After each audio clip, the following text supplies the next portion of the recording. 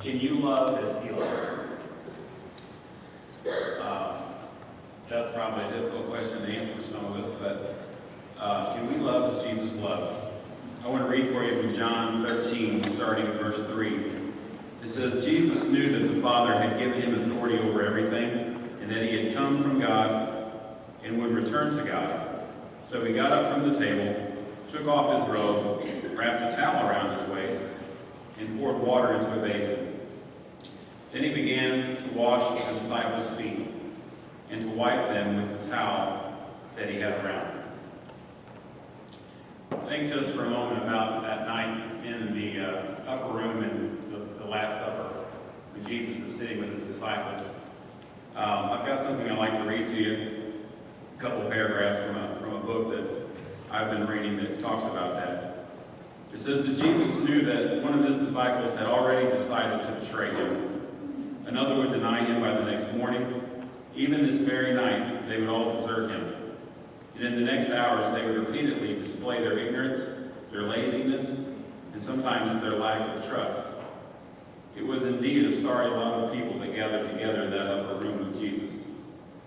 Even with good reason to reject that entire group, Jesus deliberately showed to them the full extent of his love. The actions, the words, and the feelings that he shared with his disciples conveyed the highest form of love, because his disciples didn't deserve it, nor did they truly appreciate it. Jesus knows us as fully as he knew those disciples. He knows intimately of every time and every way that we've either denied him or have deserted him. Yet knowing us, he still willingly died for us. Jesus continually displays his love towards us and reaches out to us in service.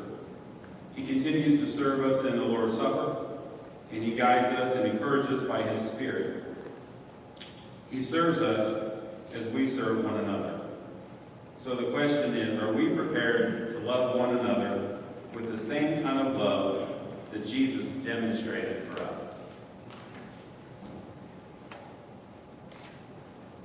I think in thinking about this, as we prepare to take these emblems, we think not only of the sacrifice that Jesus gave, but we're told to examine ourselves and to look inwardly at ourselves and how we live, maybe the struggles that we have.